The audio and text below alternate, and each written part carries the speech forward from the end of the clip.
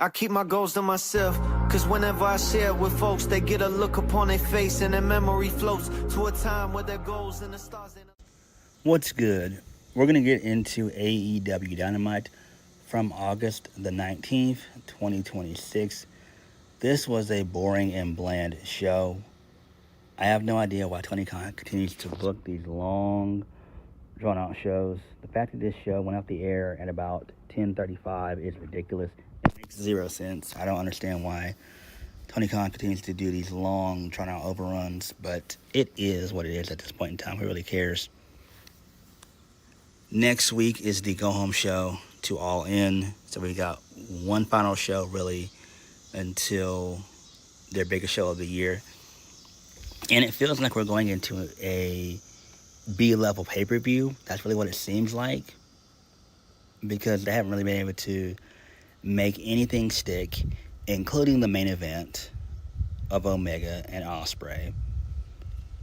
Kenny Omega is forced to be heel, when really and truthfully all they had to do was have Kenny Omega win the AEW World Championship at Redemption, which would have been fine, and then maybe you do a triple threat match. Even though I'm not a fan of triple threat matches and multi-man matches, I would have been okay with it here, where you have Omega, Ospreay, and MJF, and where Ospreay ends up beating MJF to become the new AEW World Champion, right?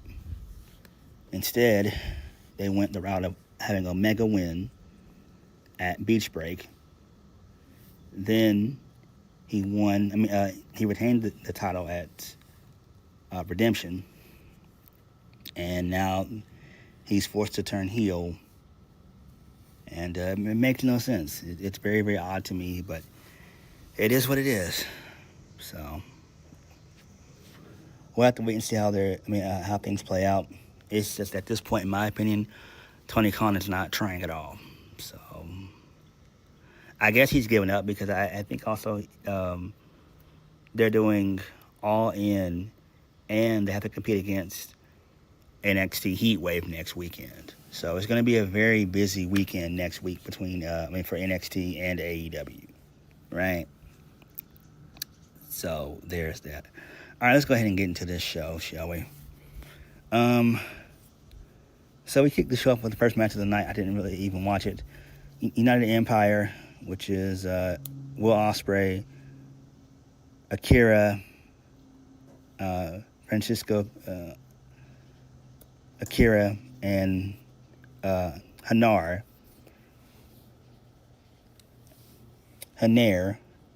They defeat the Don Callis family in Lance Archer, Rocky Romero, and Brian Cage. I don't give a fuck about this. This was a waste of time. I believe Will Ospreay got the win. It doesn't really matter. Who really cares? So, whatever. I really don't care about this at all. This is a waste of time. Moving on from that, Okada is interviewed backstage by Renee Paquette. Okada says that he always says nothing is more important than family. Unlike Tenosuke Takeshita, who had to leave the Don Callis family because he was so selfish, and he's confident Kyle Fletcher is too smart to make the same mistake, and he's sure he understands that the only thing that matters is the International Championship, as long as that stays within the family. If that means Kyle Fletcher retains his title, he's happy for him. But if he wins the title, he expects Kyle to be happy for him and to raise his hand in the center of the ring. Okay, this is fine, I guess. This should be a fun triple threat match between Okada, Takeshita, and Fletcher. I think that should be fun. I wouldn't be shocked maybe if that's the opener. But I think the opener of the show is probably going to end up being the Casino Gauntlet, more than likely. So, there's that. Moving on from that, speaking of Kyle Fletcher, he was interviewed in the ring by Tony Schiavone.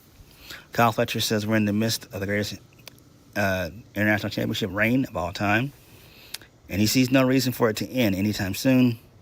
He certainly doesn't think it'll end at Wembley Stadium, but he does agree with Kazuchika Okada that family means everything, and Don Callis has done so much for him, and he owes him so much. This is Don's plan and design, and Kyle trusts him with all his heart, so he's willing to go along with the plan. So the crowd chants, "Fuck Don Callis." So Kyle Fletcher, he's looking conflicted. He says that Kazuchika Okada needs to know his role in this. If he's a man of his word, and family is important as he says it is, he'll have no problem in having Kyle's back and making sure he retains. And there's more. And there's one more thing they agree on, and that's that they hate Shinosuke Takeshita. He doesn't know where Takeshita is, probably still licking his wounds after losing the G1 Classic. Congrats, but he thinks Shinosuke is the most selfish my bad. But he thinks that Shinosuke Takeshita is the most the most selfish, narcissistic jerk he's ever met or had to interact with. So Takeshita shows up, and then he begins to brawl with Kyle Fletcher, and there is that. Don't really care about this. Again, this is a waste of time. I'm a fan of Takeshita. This is going to be a fun little work rate match at Wembley, and I expect for Kyle Fletcher to kind of retain. I mean, they could give it to Okada, but I doubt it. So, whatever. Moving on from that, who really gives a damn? This leads us into an okay sit-down between Kenny Omega and Will Ospreay. So, Will Ospreay talks about being a fan of Kenny Omega and being out of his depth as a skinny kid trying to make a name for himself. Kenny says that he tries to keep his finger on the pulse and understands who the favorites of the month are and the internet darlings are. So he was excited to fight Will in PWG. Was he blown away? Not at that time, but he could see potential. So Renee begins to fast forward 7 years to New Japan and Wrestle Kingdom 17. Kenny Omega says Will Ospreay was a completely different athlete, gone from being a skinny kid to being the face of New Japan, essentially filling Kenny Omega's shoes in his absence as the best gaijin. And so people weren't really ready for that. But if you ask him or ask the company, they needed to sell tickets, buy rates, get hyped, and unfortunately Will's name doesn't do that. But Kenny Omega's name does, which that's not really that true, so who gives a damn about that? Ospreay says that's all and well, and good building a company on the breaking back of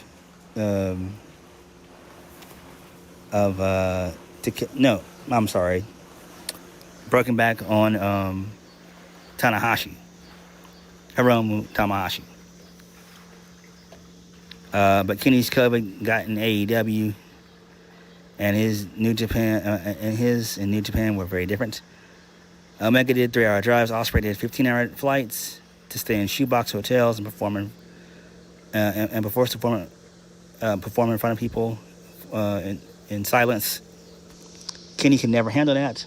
Kenny was fine playing the roster at ringside, and they were all marks for him. But in New Japan, half the roster was starving, and their hands were shackled together. So don't give him that attendance bullshit, because Will doesn't think Kenny Omega could have handled it. They continue on to saying a bunch of nonsense, talking about, stuff in TNA and AAA and all that third and everything else. It doesn't really matter. Ospreay admits that Omega embarrassed him in New Japan and all that jazz. Who really cares? So now they're 1-1. So Kenny Omega complains about everyone talking about it and saying things have changed. He can't move, he can't train, he can't eat like he used to. But the change forced him to be a better wrestler, using his mind rather than his body. But Will says he's better for having broken his neck. So they continue to jabber back and forth, and then basically Will and Kenny, they have some more words. Like, this was a long ass promo. This was a long backstage segment. This thing went on for like a good like 5 to 10 minutes. This was pretty long.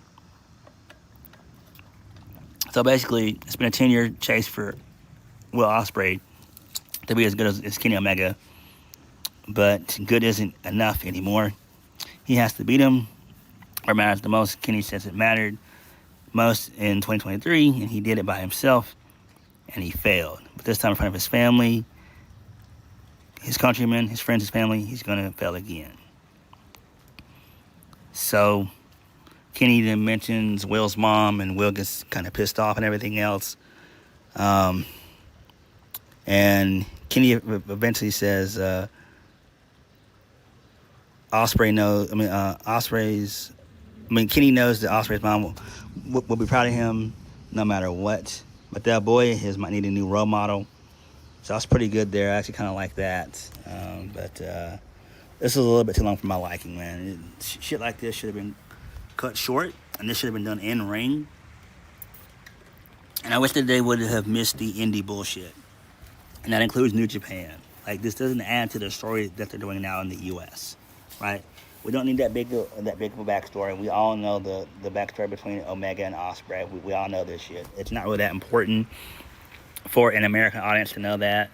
The only ones that really would know that are like those of us who are kind of deep into wrestling lore, smart marks, if you will. I don't consider myself a smart mark at all, but I did know a lot and everything else, but I don't consider myself to be a smart. So, whatever. I mean, this was fine, but this would have been better if this was done in ring. So, whatever. This is a little bit too long for my liking. Moving on from that, this leads us into the Fatal 4-Way for the AEW TBS Women's Championship. It involved Maya World, Chris Statlander, Persephone, and Hikaru Shida. Didn't even really watch this match. Maya World, she wins, she retains, and she defeated Chris Statlander via a victory roll. Okay? I am so damn ready for...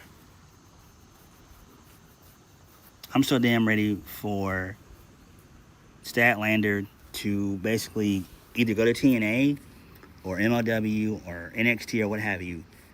Get her the fuck out of AEW. Please. Moving on from that, Jay White is defeated by Jon Moxley. They're doing the Continental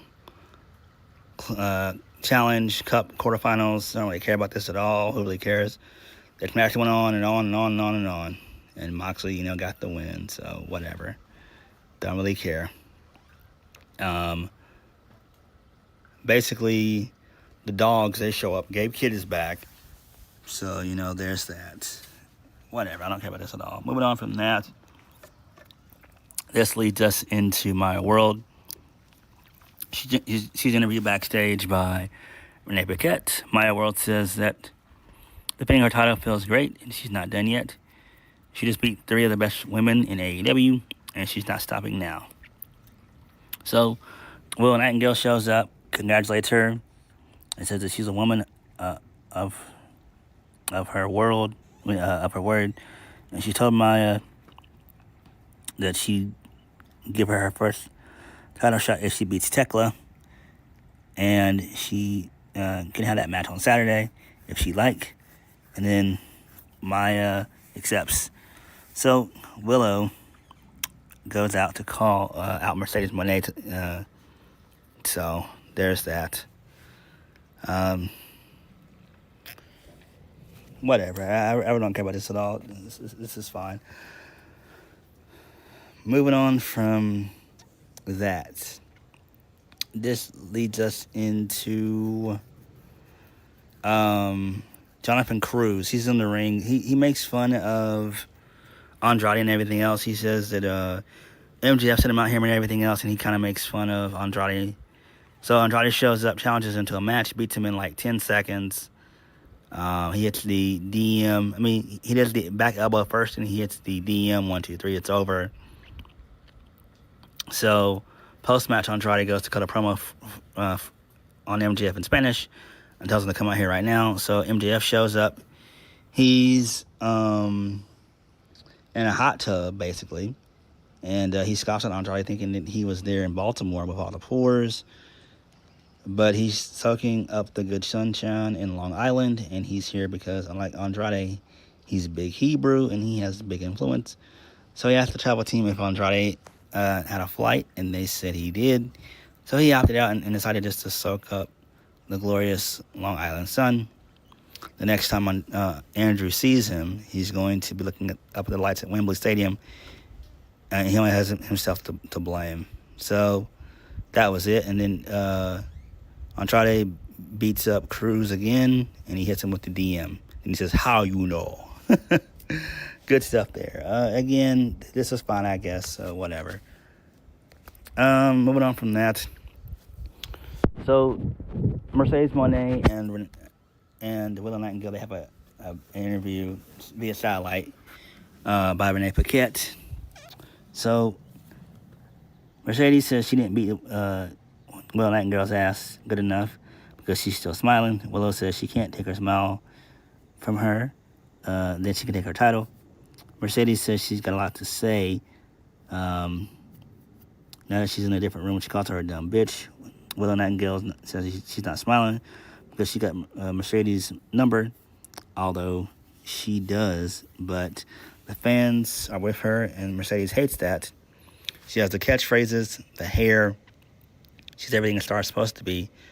But she's Willow Nightingale, and we know her. And Mercedes chased that connection her entire career, and she can't get it. She can't win the AEW Women's World Championship either. Mercedes claims she stood and smiled at her in New Japan when her career almost ended, smiled that she took her TBS Championship, and kicked her away and danced with her stupid friends. So they can basically continue on, and then they both take out their earrings and stuff, and they begin to brawl. And basically, the referees and officials and producers separate them from brawling. Don't really care about this shit at all. This is more a WWE type shit. But whatever. Moving on from that, this leads us into Prince Nana and Swerve Strickland. They're backstage. They ask if Hangman really said anyone can come for the trios titles. So Swerve gets on the camera and tells him not to say that if he doesn't mean it. Okay, so that's fine. I'm guessing this is where we could see the New Day show up, maybe. If not the New Day, definitely probably Private Party. But I think this would be a good spot to bring New Day in, basically. I think that'd be great. And I'm down for that. So we could see the New Day. Well, we should see the New Day at All In. I mean, yeah, for sure. Nigel McGuinness defeats Hechicero. Who cares? I mean, this was a bad move because Hechicero is the CMLL World Heavyweight Champion. That is pathetic. This match should never even happen. I'm guessing they're going for John Moxley and Nigel McGuinness at All In. Ugh. But whatever, man. I don't give a damn about this shit at all. I just don't care. Moving on from that, this leads us into Kevin Knight. He was on this show. So all these questions are making him uncomfortable, and he tells Tony Schiavone to scram. Everybody for months said that he's been questioning the Jet. Has been questioning the Jet. But tonight he's got answers, especially for Darby Allin, who has an old, outdated version of who he is. He's not a young boy anymore. He's a grown-ass man, and also the greatest TNT champion of all time. He calls out Darby Allin face-to-face for a chat. So, basically, Darby shows up. So, Kevin Knight tells him he needs Darby to prove he doesn't have weapons on him. A flamethrower. No flamethrower, no exploding book bag. He calls security to check him, but nobody does. So, Darby opens his duster wide and does a little spin to show he's not carrying anything. So then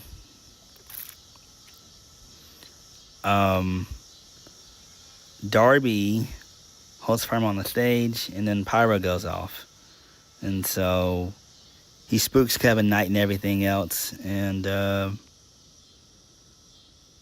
so they have a little brawl and everything else, basically. I don't care about this at all. Like, who really cares? What's the point of this at this point in time? Whatever. Moving on from that.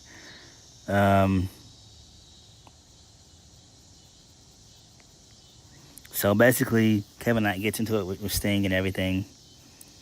All right, that's fine there. They have some words, basically.